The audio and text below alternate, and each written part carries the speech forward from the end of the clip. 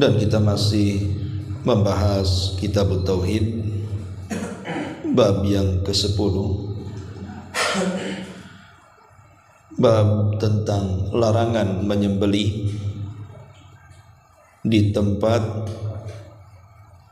yang ada kesyirikan atau wasilah kesyirikan di dalamnya.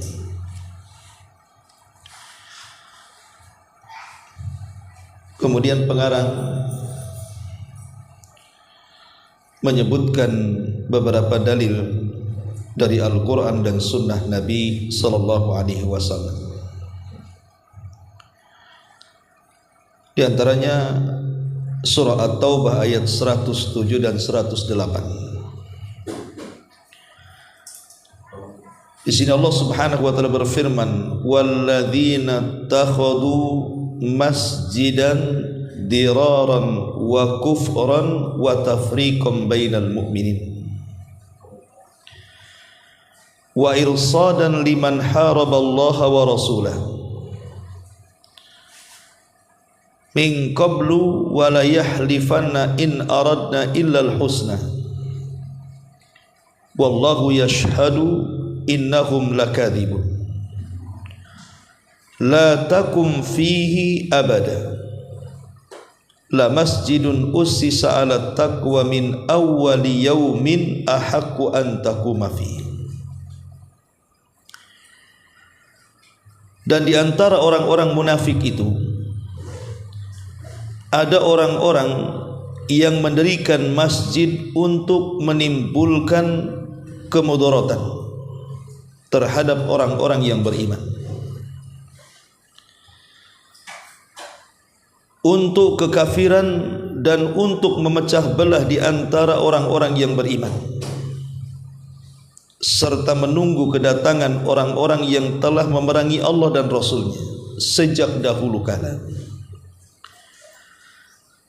Dan mereka sesungguhnya telah bersumpah, kami tidak menghendaki selain kebaikan, dan Allah menjadi saksi bahwa sesungguhnya mereka adalah pendusta dalam sumpahnya. Janganlah kamu bersembahyang dalam masjid itu selamanya. Sesungguhnya masjid yang didirikan di atas dasar takwa sejak hari pertama adalah lebih patut kamu salat di dalamnya. Ma'asyiral muslimin yang dimuliakan Allah Azza wa Jalla, bab ini menjelaskan kepada kita tentang larangan menyembelih di tempat yang di situ ada penyembelihan selain daripada Allah Subhanahu wa taala. Kemudian pengarang menceritakan tentang kisah Masjid Dirar yang disebutkan dalam surah At-Taubah ayat 107 sampai 108. Baik, apa kaitannya bab ini dengan menyebutkan kisah Masjid Dirar? Dan apa Masjid Dirar itu? Ma'asyiral muslimin yang dimuliakan Allah Azza wa Jalla, saat Nabi sallallahu alaihi wasallam hijrah dari Mekah ke Madinah, maka Nabi sallallahu alaihi wasallam singgah di satu tempat namanya Quba. Disitulah Nabi mendirikan masjid pertama kali di kota Madinah sebelum adanya Masjid Nabawi, yang disebut dengan Masjid Quba. Masjid inilah oleh Nabi sallallahu alaihi wasallam didirikan pertama kali. Kemudian setelah beberapa hari di Quba dan Rasul mendirikan Masjid Quba, baru Nabi sallallahu alaihi wasallam bertolak menuju kota Madinah. Dan di kota inilah Rasul membangun masjid kembali yang kita kenal dengan Masjid Nabawi. Jadi Masjid Nabawi masjid kedua setelah Masjid Quba. Walaupun secara keutamaan tentu Masjid Nabawi jauh lebih mulia dibandingkan Masjid Quba, karena orang yang salat di Masjid Nabawi setara dengan 1000 kali salat di masjid-masjid yang lainnya. Lah kita tahu bahwa ketika Nabi sallallahu alaihi wasallam memenangkan perang di Badar, muncullah di sini orang-orang munafik. Karena orang-orang munafik itu muncul ketika Islam itu menguat. Kalau Islam lemah tidak ada munafik. Ngapain jadi munafik? Jadi kafir sajalah kalau lemah. Tapi ketika Islam menguat, maka mulailah kemudian muncul orang-orang munafik yang didalangi oleh Abdullah ibn Ubay ibn Sabah munafikin. Dan orang-orang munafik ini selalu mengacaukan kaum muslimin, melemahkan kaum muslimin dan memecah belah kaum muslimin. Ketika Nabi sallallahu alaihi wasallam hendak berangkat ke Tabuk, dan kita tahu bahwa perang Tabuk adalah perang yang terakhir dipimpin Nabi sallallahu alaihi wasallam, dan musuhnya bukan orang-orang musyrik Arab, bukan pula orang-orang Yahudi Madinah, tapi musuhnya adalah Imperium Romawi. Musuhnya adalah negara besar, negara adidaya Romawi. Lah ketika itu ada seseorang yang bernama Abu Amir Ar-Rahib. Abu Amir Ar-Rahib. Dia sangat hasad kepada Nabi sallallahu alaihi wasallam dan sangat memusuhi Islam. Dia tidak suka dengan kemajuan Islam di kota Madinah, dan dia sangat benci dengan perkembangan Islam di kota Madinah. Akhirnya kemudian Abu Amir ini yang dulunya seorang musyrik, dia safar ke Syam. Kemudian dia bergabung dengan orang-orang Nasrani yang ada di Syam, dan dia pun pindah agama. Yang tadinya musyrik kemudian pindah agama menjadi Nasrani. Kemudian Abu Amir ini bersekongkol dengan orang-orang Nasrani Romawi untuk menghancurkan Islam yang ada di kota Madinah. Akhirnya kemudian Abu Amir ini setelah dia menjadi Nasrani dan mempelajari agama Nasrani dan menjadi seorang rahib Nasrani, maka dia ada kesempatan untuk membalas dendam kepada Rasul dan pasukannya dan para sahabatnya. Maka dia pun kemudian bersekongkol dengan orang-orang munafik yang ada di kota Madinah. Dengan cara apa bersekongkolnya? Mereka hendak membuat makar terhadap kaum muslimin. Tapi kalau membuat makar terang-terangan, tentu akan susah. Sehingga mereka membuat makar secara terselubung dengan cara membuat masjid sebagai markasnya. Akhirnya kemudian Abu Amir Ar-Rahib menggeloncorkan dana yang besar dari Romawi kepada orang-orang munafik yang ada di kota Madinah untuk membuat masjid. Dan masjid itu dikenal dengan Masjid Dirar, di mana masjid ini digunakan kelak untuk basis kekuatan orang-orang munafik yang bekerja sama dengan orang-orang Nasrani Romawi. Dari masjid inilah mereka mengintai kaum muslimin. Dari masjid ini pula mereka memecah belah kaum muslimin. Dari masjid ini pula mereka menyebarkan kekufuran di tengah-tengah kaum muslimin. Intinya masjid ini didirikan untuk menghancurkan Islam. Lah ketika masjid ini telah terbangun, kemudian Nabi SAW hendak berangkat ke Tabuk, maka orang-orang yang membangun masjid dari orang-orang munafik ini mendatangi Nabi SAW.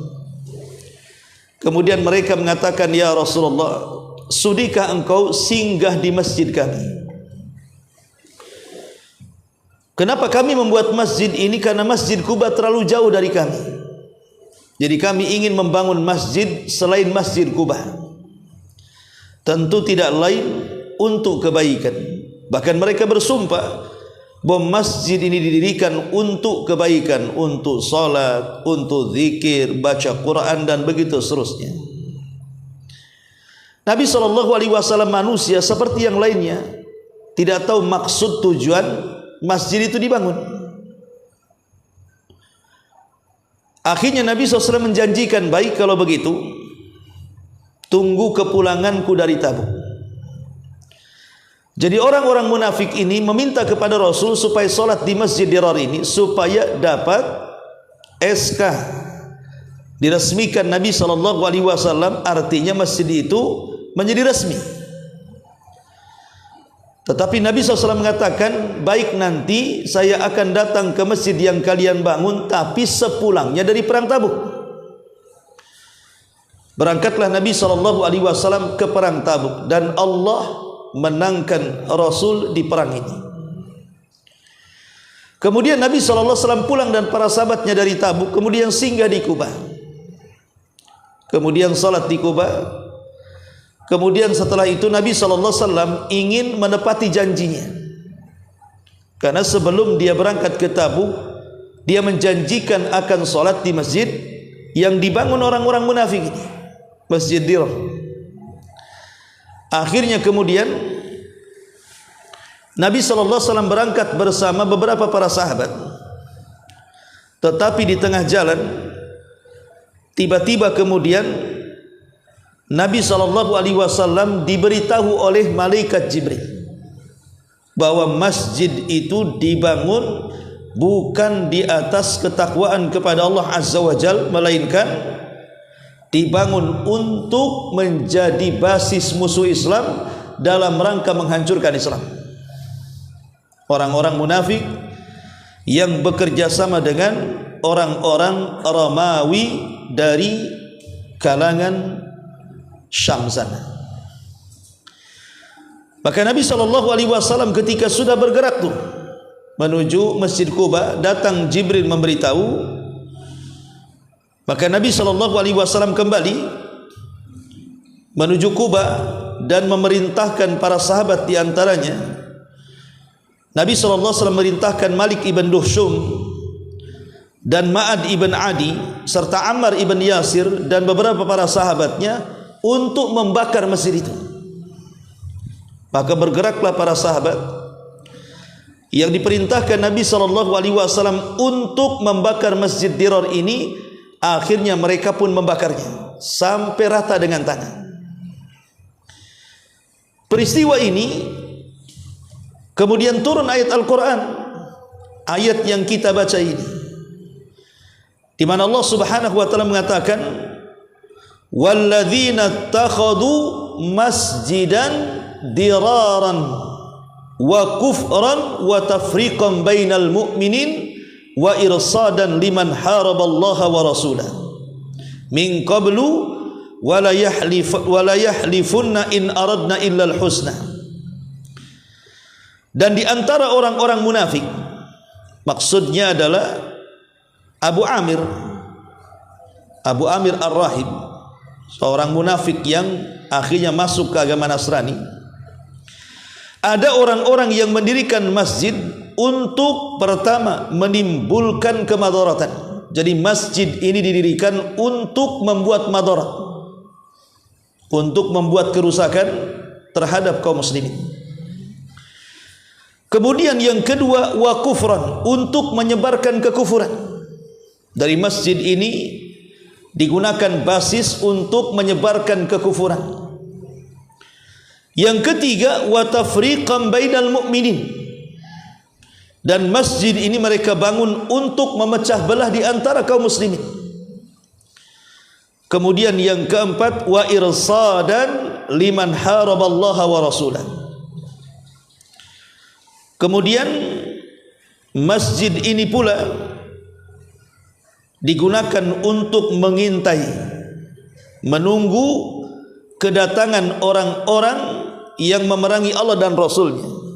Artinya Abu Amir ini menjanjikan kepada orang-orang munafik yang ada di kota Madinah kalau kalian sudah siap untuk menyerbu Rasul dan para sahabatnya, maka tentara Romawi akan datang kepada kalian dan menolong kalian untuk menyerang mereka.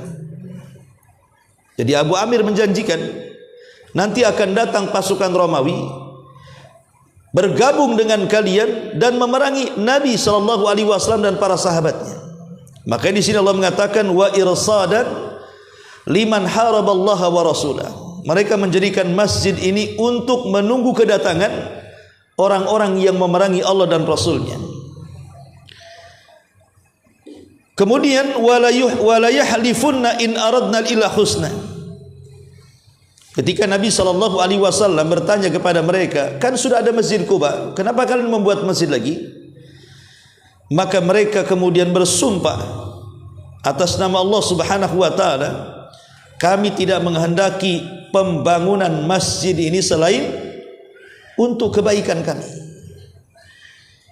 Kemudian mereka membuat alasan macam-macam, seolah-olah meyakinkan Rasul bahwa pembangunan masjid yang mereka bangun itu lillahi ta'ala, hanya untuk kejayaan Islam, bukan yang lainnya. Dan Nabi hampir percaya kalau bukan karena Jibril yang memberitakan kepada Nabi SAW. Tapi Allah katakan wallahu yashhadu innahum lakadibun. Tapi sekalipun mereka bermuka manis, mengucapkan kalimat-kalimat santun sampai membawa sumpah untuk meyakinkan Rasul, tapi Allah tahu bahwa ucapan mereka dusta. Ya, Rasul memang tidak tahu karena manusia, tidak tahu hati manusia yang lainnya. Tapi Allah Subhanahu wa taala khabirum bima ta'malun. Dia tahu segala apa yang kita lakukan. Maka turunlah perintah dari sini ketika tahu bahwa masjid itu adalah masjid untuk memecah belah kaum muslimin, menyebar kekufuran, membuat kerusakan. Maka Allah perintahkan Rasul, la takum fihi abada. Hei Muhammad, jangan sekali-kali engkau solat selamanya di masjid itu. Jadi Allah perintahkan Jibril ketika Rasul SAW sudah melangkahkan kaki menuju masjid itu, agar melarang Rasul jangan solat di situ. La takum fihi abada, jangan pernah solat di masjid itu. Balik lagi, maksudnya disuruh balik ke masjid Quba yang pertama dibangun. Kemudian Allah Subhanahu wa taala menjelaskan keutamaan masjid Quba. La masjidun ussisa ala taqwa min awwali yaumin ahaqqu an taquma fi. Karena bagaimanapun Masjid Quba ini adalah masjid yang pertama dibangun di atas asas takwa. Sejak awal pertama dibangunnya, maka engkau solat di Masjid Quba itu lebih utama dibandingkan di Masjid Dirar. Jadi Allah memerintahkan Rasul dan para sahabatnya untuk kembali ke Masjid Quba, karena masjid itulah masjid yang dibangun di atas takwa, di mana di dalam masjid itu betul-betul para sahabat sholat di situ, betul-betul para sahabat beribadah di situ dan memperjuangkan Islam. Maka Rasulullah SAW kembali ke Masjid Quba. Setelah itu Rasul memerintahkan Malik ibn Dushum, Ammar ibn Yasir, Ma'an dan yang lainnya untuk bergerak dan menghancurkan Masjid Dirar. Maka mereka pun bergerak, kemudian membakar habis Masjid Dirar itu. Inilah masjid pertama yang dibakar Nabi SAW karena dibangun di atas kekufuran, bukan di atas ketakwaan. Tujuannya menghancurkan, bukan membangun. Tujuannya memecah belah kaum muslimin, bukan menyatukan kaum muslimin. Maka masjid ini kemudian dihancurkan sehancur-hancurnya, bahkan dibakar atas perintah Nabi sallallahu alaihi wasallam. Maka ketika masjid ini kemudian hancur karena terbakar, maka orang-orang munafik yang membangun masjid ini sebagian mereka lari, termasuk Abu Amir Ar-Rahibili lari menuju Syam, dan Allah azab di Syam, dia meninggal di Syam. Tetapi Abu Amir Ar-Rahib ini, sekalipun dia dalam dari semua kekacauan ini, dia mendirikan masjid untuk menghancurkan kaum muslimin, tapi dia punya anak. Anaknya sangat berbakti kepada Islam. Bahasanya yukhrijul hayya minal mayyit, mengeluarkan yang hidup dari yang mati. Sekalipun Abu Amir ini kafir, munafik, tapi anaknya pejuang Islam. Siapa putra Abu Amir ini? Dialah Handalah ibnu Amir, yang digelari oleh Nabi SAW sebagai ghasilul malaikah, sahabat yang dibesarkan para malaikat. Karena saat dia berperang dan berjihad, ketika itu dia sudah menggauli istrinya di malam hari ketika pasukan berkumpul. Dia lupa belum junub. Jadi habis menggauli istrinya, lupa tidak mandi junub. Dia malah kemudian langsung mengambil baju jirah, kemudian mengambil tameng dan pedangnya dan bergabung dengan pasukan kaum muslimin. Kemudian bertempur habis-habisan, akhirnya mati syahid. Saat mati syahid inilah kemudian ruh Handalah menjadi rebutan para malaikat. Dan para malaikat pun kemudian berusaha memandi besarkan Handalah. Dari situlah maka Nabi SAW menggelari Handalah sebagai ghasilul malaikah, sahabat yang dimandi besarkan para malaikat. Jadi sekalipun dia ayahnya seorang kafir yang sangat jahat dan musuh Islam, tapi dia punya putra yang sangat baik sekali. Itulah Handalah ibn Amir ar-Rahib ghasilul malaikah. Ma'asyiral muslimin yang dimuliakan Allah Subhanahu wa taala, dari sini kita tahu bahwa sekalipun zahirnya adalah masjid, zahirnya masjid tempat ibadah, tempat sujud, tempat salat, tapi kalau niat membangunnya untuk menghancurkan Islam, maka tetap bangunan itu harus dihancurkan. Dari sini kita tahu niat itu mempengaruhi bangunan. Pada apa salahnya masjid? Kenapa dihancurkan? Toh sudah dibangun. Karena niat pembangunnya itu sudah bukan karena Allah, tapi menghancurkan Islam. Maka kalau seandainya masjid itu tetap berdiri, akan membuat kerusakan. Makanya kemudian Nabi SAW merintahkan untuk merobohkan, bahkan membakar masjid itu. Dari sini kita tahu bahwa niat yang jelek akan mempengaruhi sebuah tempat. Niat yang buruk itu bisa mempengaruhi sebuah tempat. Lalu apa korelasi kisah Masjidil Dirar ini dengan bab?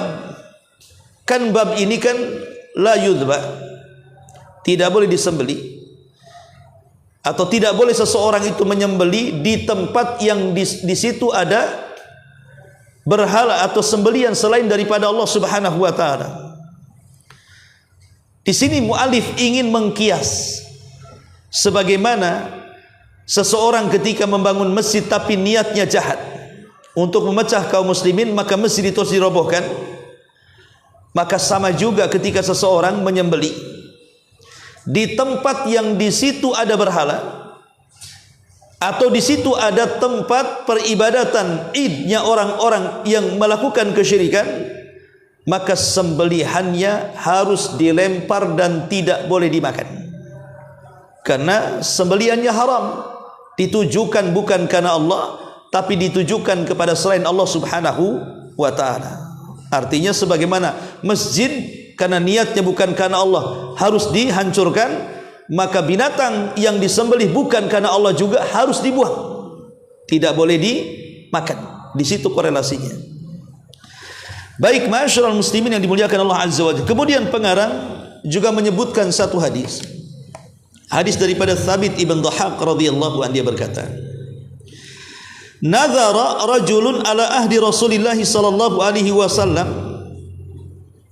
an yanhara ibilan bibuanata. Fa'ata an-nabiy sallallahu alaihi wasallam faqala inni nadhartu an anhara ibilan bibuana."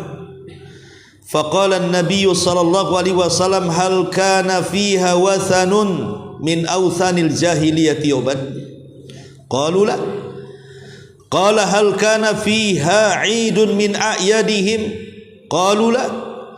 Qala Rasulullah sallallahu alaihi wasallam ufi binadri fa innahu la wafa'a li nadrin fi ma'siyatillah au fi ma la yamliku ibnu Adam. Rawahu Abu Dawud.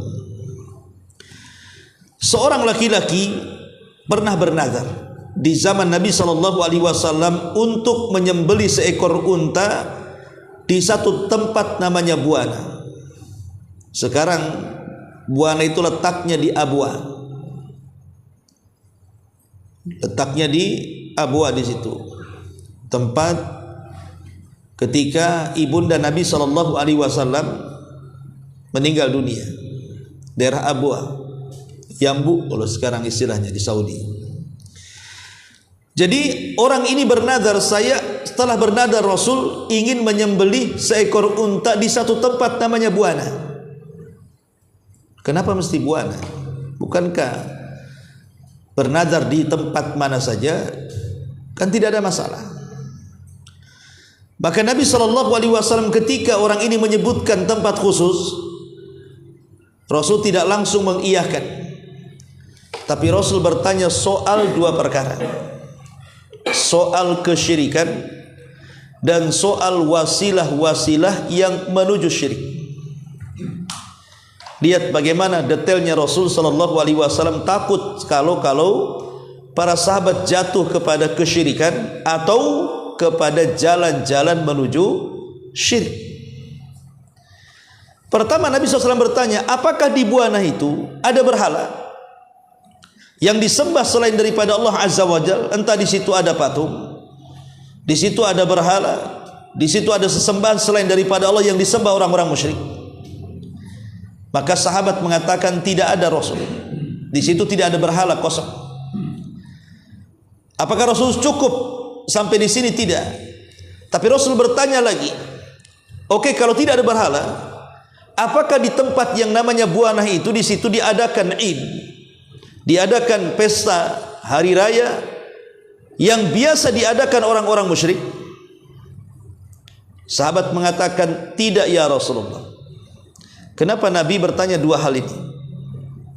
Pertama, kalau seandainya di tempat yang namanya Buana itu ada berhala, kemudian sahabat yang bernazar ini nekat menyembelih di situ, maka dikhawatirkan dia menyembelih bukan karena Allah, tapi menyembelih karena berhala. Makanya Rasul bertanya, ada nggak berhala di situ? Karena dikhawatirkan kalau menyembelih di tempat yang ada berhalanya, maka dia sedang menyembelih bukan karena Allah, tapi menyembelih kepada berhala. Ini pertama. Yang kedua, Nabi SAW bertanya soal acara. Oke, tidak ada berhala, tapi apakah di sana ada acara-acara yang biasa orang-orang musyrik merayakannya? Di sini Nabi SAW ingin memutus jalan, karena acara-acara Id, pesta-pesta yang dilakukan orang-orang musyrik itu biasanya pesta kesyirikan. Jadi Rasulullah SAW ingin mencegah jalan, jangan sampai dengan acara-acara itu menjadikan wasilah tertuju kepada kesyirikan. Makanya Rasul mengatakan, apakah di sana ada acara? Oh, tidak ada. Berarti kalau seandainya ada berhala, kemudian kita menyembelih di situ, berarti kita telah menyembelih kepada selain Allah, dan ini syirkul akbar, syirik besar. Tapi kalau tidak ada, tapi di situ ada acara, kemudian kita menyembelih di situ, itu juga masuk pada kesyirikan, tapi syirkul asghar.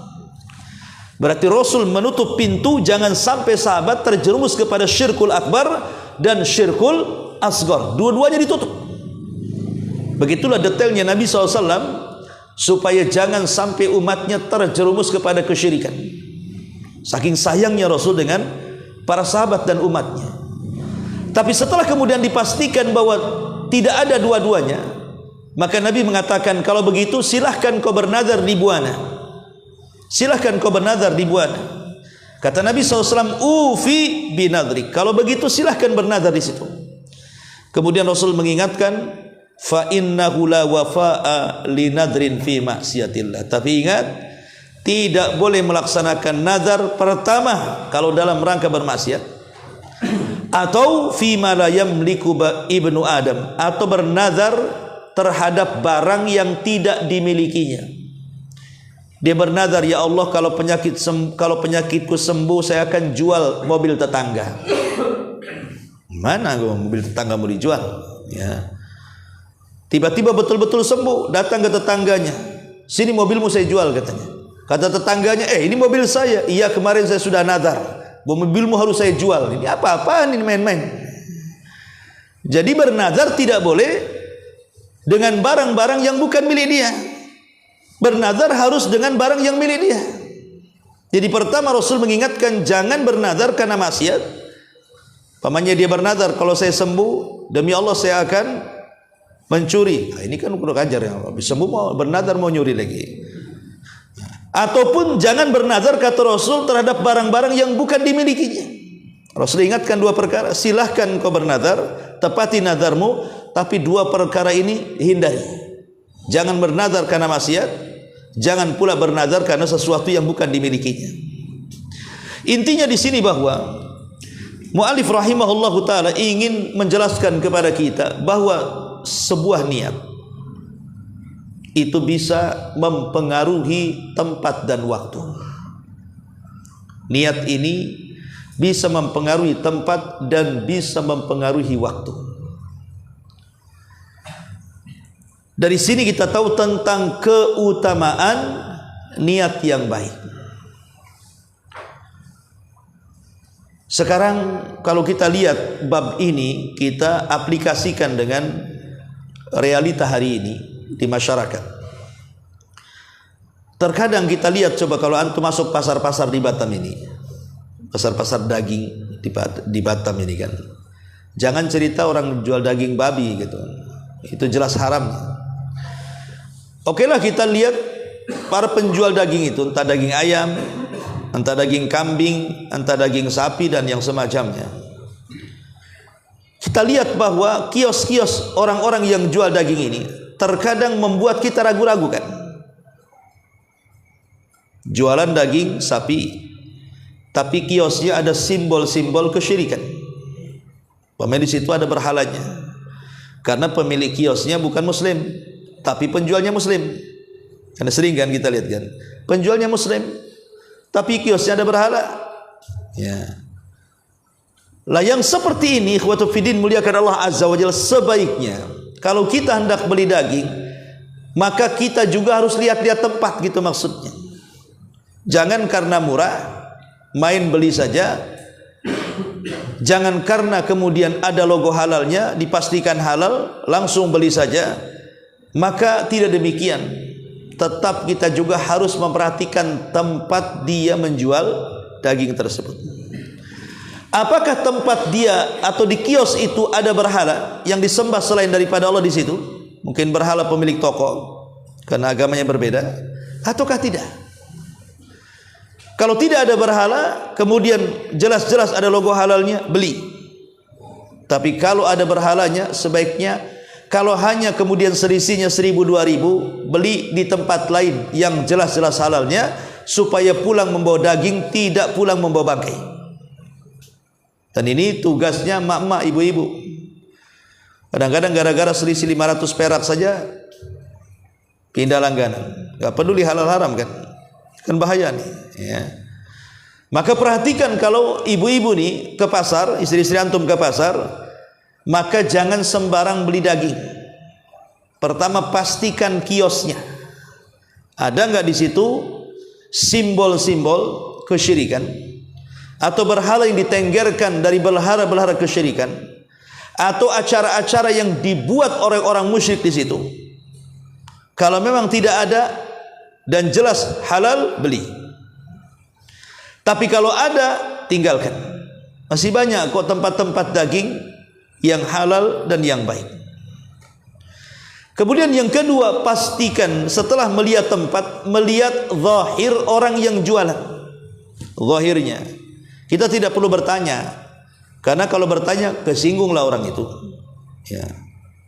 Kau jual daging ayam ini, kau baca bismillah nggak waktu nyembelihnya? Apakah marah pedagangnya itu? Ya, tersinggung kan? Ya. Jadi tidak perlu ditanya, ini halal haram.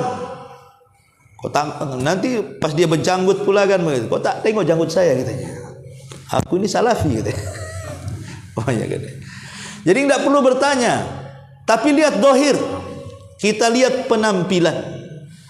Kalau kita meyakinkan, oh ini yang orang jual daging ini nampaknya agak alim. Dia pakai gamis, pakai peci gitu. Yang sana udah pakai oblong, bertato naga pula, ya kan? Ini kan lihat zahir tuh. Ya. Berarti secara zahir mana yang lebih alim? Yang satu kan begitu. Kita kan lihat zahirnya. Walaupun seandainya orang yang pakai gamis ketika dibuka tatonya lebih besar, tato gajah umpamanya kan. Tapi kan zahirnya lebih alim dia. Karena ketutup kan. Yang ini kebuka. Maka kita melihat zahirnya di situ. Mana kira-kira zahirnya lebih alim? Oh, nampak zahirnya ini kiosnya ada kaligrafinya. Orangnya pakai peci kan gitu ya. Pas logat, oh ngomong Padang pula. Oh, ini orang Padang pasti ini halal kan. Karena Islam itu identitas di sana gitu ya. Jadi kalau seandainya kemudian zahirnya nampak lebih bagus secara Islam, maka beli di situ. Supaya apa? Jangan ada syubhat dalam hati. Tapi Ustaz tuh mahal situ tuh. Jangan lihat mahalnya. Anda ini makan bangkai ke makan daging. Maka di sini harus diperhatikan bahwa dikhawatirkan ketika kita memasukkan sesuatu kepada perut kita rupanya tidak halal, maka akan mempengaruhi keberkahan. Berkah hilang. Makanan yang kita masukkan kalau tidak halal itu berkah hilang. Berkah keluarga hilang. Makanya dahulu ada kisah. Ada seorang talibul ilmi. Ini kisah daripada ayahanda Abu Hanifah kalau tidak salah. Nu'man ibn Thabit. Jadi Thabit ini ayahanda daripada Abu Hanifah. Ini seorang talibul ilmi. Kehabisan bekal. Kemudian dia melewati menyusuri satu sungai. Ketika di tengah-tengah laparnya rupanya ada apel yang hanyut di sungai itu. Langsung sumringah senang karena lapar, nampak ada apel hanyut pula di sungai. Jelas ini anugerah dari Allah. Langsung diambil, termakan separuh. Baru teringat, ini apel siapa nih katanya. Main-main makan saja, namanya orang lapar kan. Akhirnya dia merasa bersalah. Disusurilah sungai itu sampai akhirnya ketemu kebun apel. Jangan-jangan apel ini dari kebun ini katanya. Ditunggui seharian siapa pemiliknya. Akhirnya ketemu dengan pemiliknya. Dia minta maaf karena dia sudah memakan apel yang jatuh dari kebunnya dan hanyut ke sungai yang ia makan. Ketika itu pemilik kebun geleng-geleng kepala. Kok hanya sekedar apel yang jatuh dipermasalahkan? Kalau bukan orang baik, maka tidak ada orang baik selain dia. Berarti orang ini memang orang amanah, orang jujur, orang baik kan gitu ya. Akhirnya dia terpikir ingin menikahkan putrinya dengan orang baik ini. Kata sang pemilik apel, engkau harus menggantinya.